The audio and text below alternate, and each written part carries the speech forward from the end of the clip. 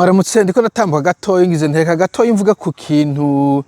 numvise bijanye n'uburozi no kwinubana bisiga biri mu Barundi. Je novuga twakuze tutabona umuntu yandakiye avuga ati kurya vya kera mwavuga ngo washikana ugasaba amazi canke ngo watsa indaro ngo watsa indaro wo kwisanga mu Rusizi canke usavye amazi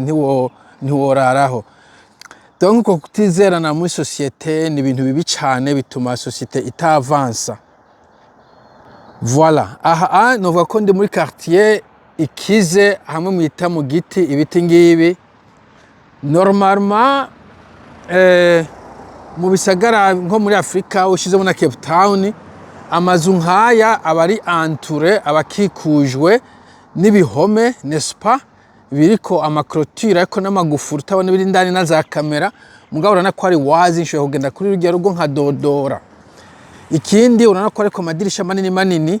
nta bintu vy'ama barber usanga biri ku ngo canke ibindi bintu bituma nyene abantu baba sécuriser. Mbo nta mu sécurité ubona ngaha donc ndashaka kudodora ngaho nkivugisha ibintu bati wawe wazimiye isi yo nzu si ushaka kuja nkagenda ahandi.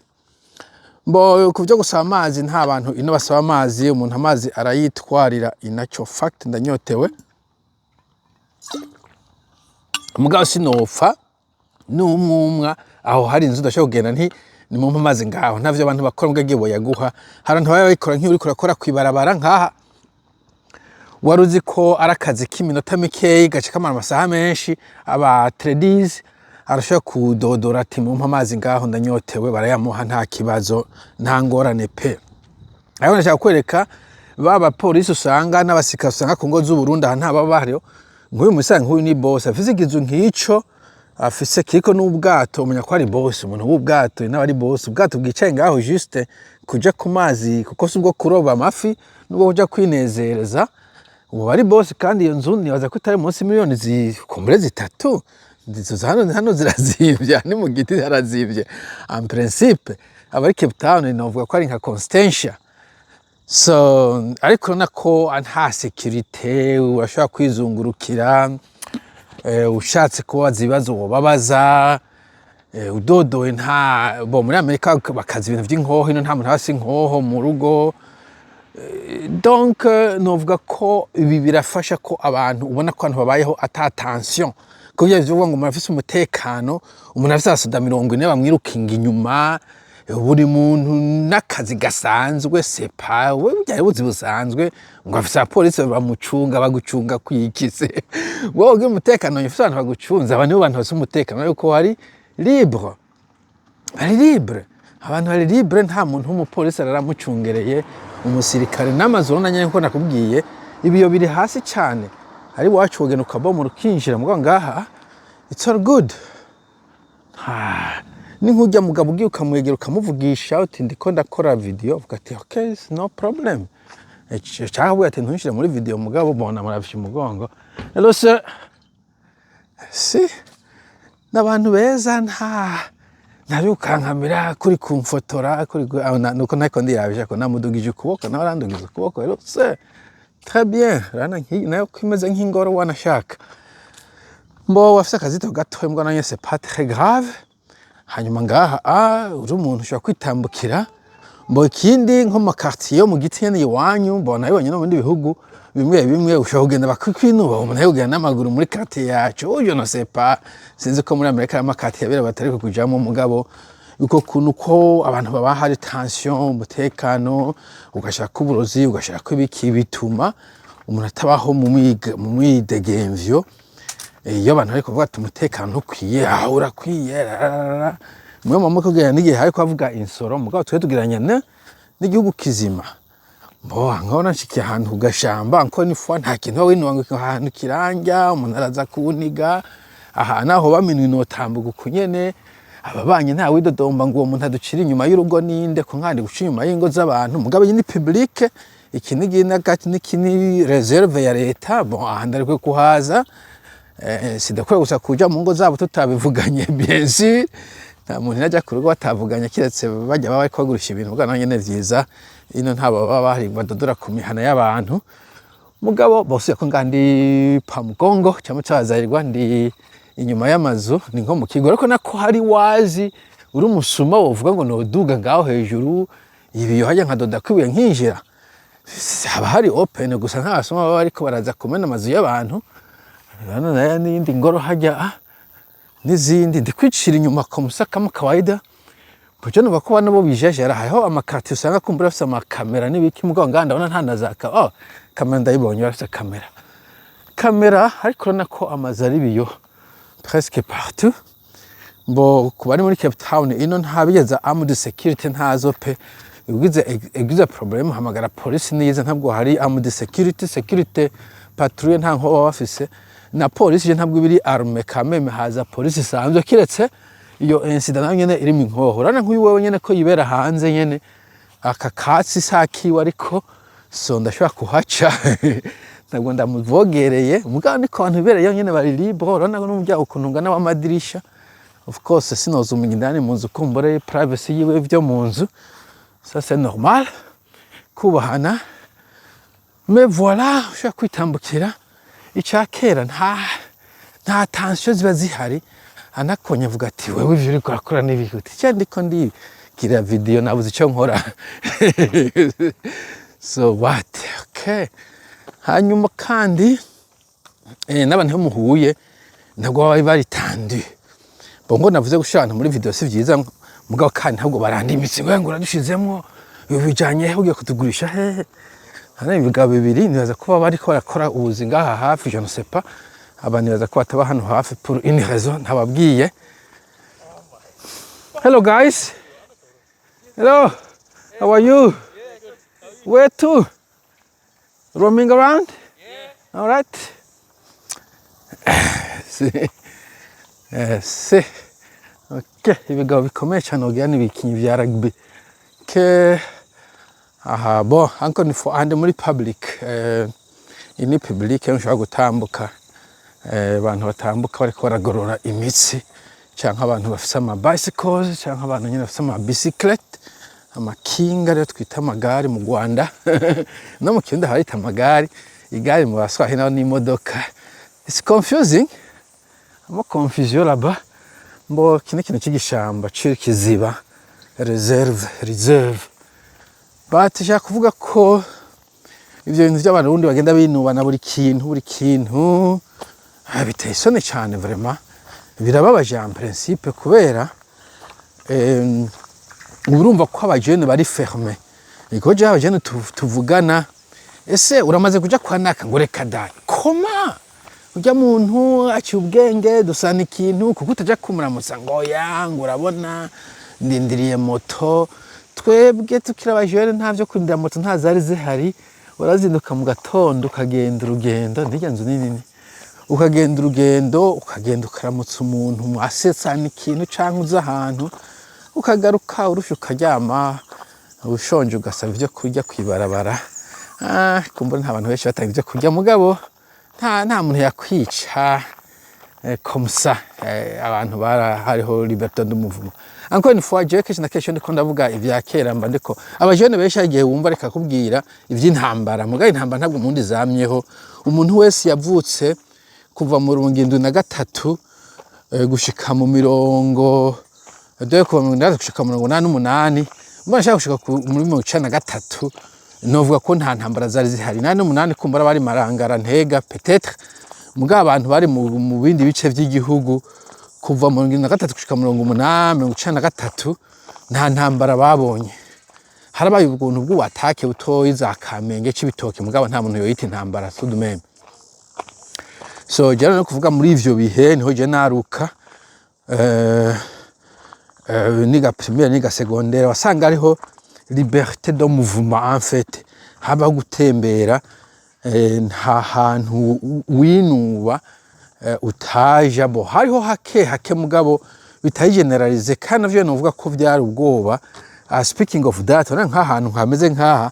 tuyakuntu bava ngo hari ujya mwongo uri mu bisigo ujya mwongo uri mu kijange kiriya mugabo bapfa ko hari mu isato mugabo bapfa kuvuga nta muntu numwe batubwiye ngo nakabara ahuriyo n'ibintu canke umuntu ubwo yitwa naka yarapfuye yishwe n'ivyo. So nivyo rero sinzi inzira isohoka afite nashaka kubona akayira kameze ukuntu kava kugafata yo kagushikana ntubuhaze mugabo iciza nta muntu akuvugisha nta muntu akurasa nta nzoka igukomora nta mbwa ikurya nta gisigo nta gisizi imwe nta budagu utambuka bon ndafite GPS nuko nako ndayikoresha urahagarara ugakoresha GPS urashobora kubaza umuntu uti inzira ija hehe all of that ariko kenshi na kenshi muri iyi minsi anakora GPS rero ubu zarateye imbere donc Google Maps na GPS utu tuntu twose tw'utuyira dutoya ubu baratumapinze ntiworaba ntushobora kuzimira na gatoyi usibye kwikata yose ndayizi nta no kuzimira gusa nukati buyizi utu tuntu tw'inyuma ya quartier utasanzwe uhaba hari utatumenya iyo tujya niyo tuva en effet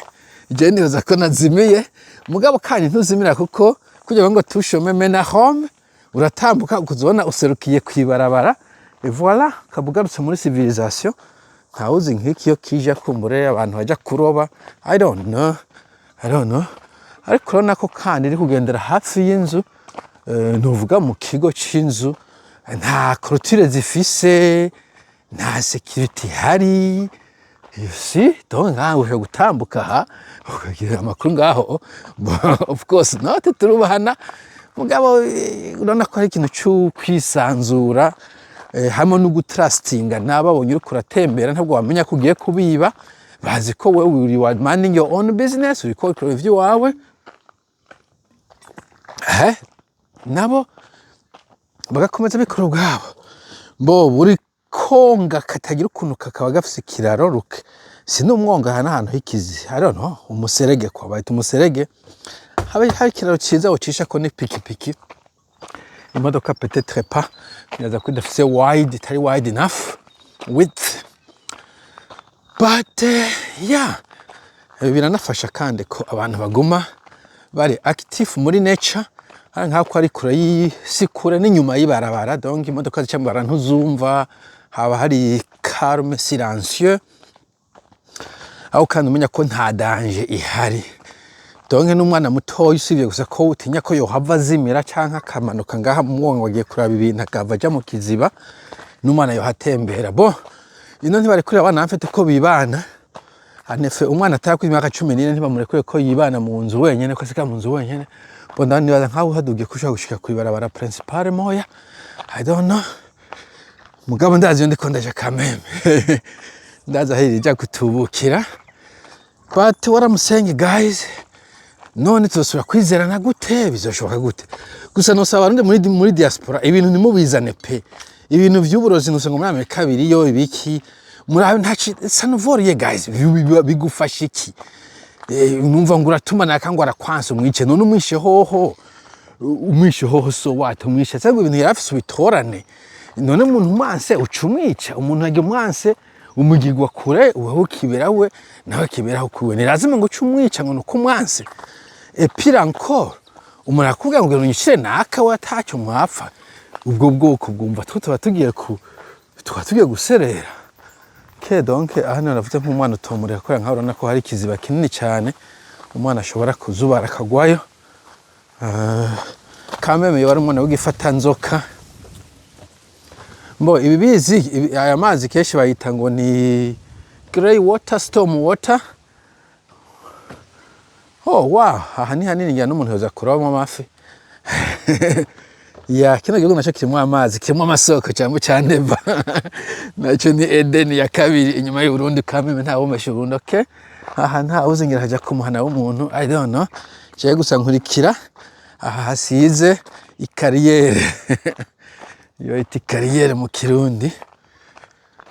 all right bon sinzi nka haba hagatana y'amazu nanye nasanga ara leta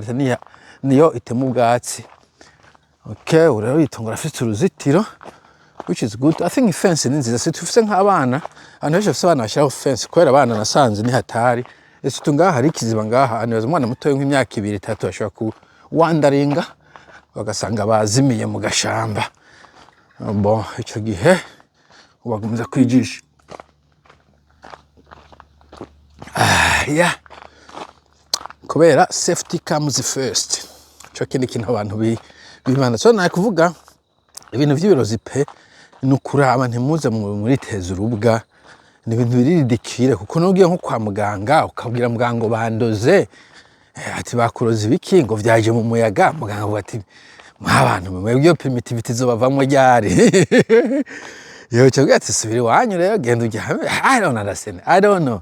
je sinzi umurundi yo yagiye mu kwa muganga bamuroze yombwira kuntu yasiguriye muganga na traitement muganga yamuhaye uziye ko muri abantu bagwaye ibintu vyinshi muganga amupima akabura ikintu amupima ngira nibwo burozi nyene alright maybe ariko kandi nashavuga nubwo burozi iyo sumu bavuga vy'ibirozi bashira mu binyobwa nibiki ndacyanka umenyeshe ko uri mu bihugu utembera ko bishobora kugukora ko nawe kubera iki bo kiretse ico kintu cyaki kwica gikwica okay kikwica aho ni hahandi ino umuntu wese apfuye umuntu wese meme homeless umuntu wo kwibarabara sans abri apfuye haraba ico bita autopsie habaye autopsie bagasanga yishwe c'est pas acide antarctique okay sulfurique ntumva za acide mukoresha mu kwica abantu ico gihe bobaza uyu muntu yayiriye gute cyakora enquête umuntu yabiriye hehe ico gihe peut-être akaja mu telefone yakoresheje abantu ya telefone ahantu yagenze haba hari za street cameras amakamera kwibarabara I think ko nasohotsa haba hari amakamera kwibarabara bakaragenda kuraba amakamera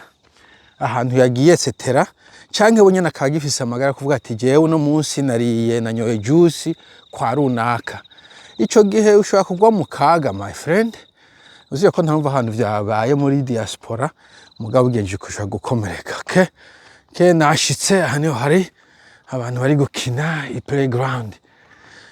mbona ico nagomba kuvuga mwe kuduteza urwo mu abantu mwe are we guys done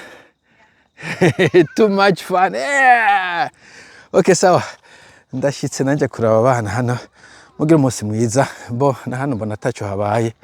mugabo mugira umunsi mwiza bye bye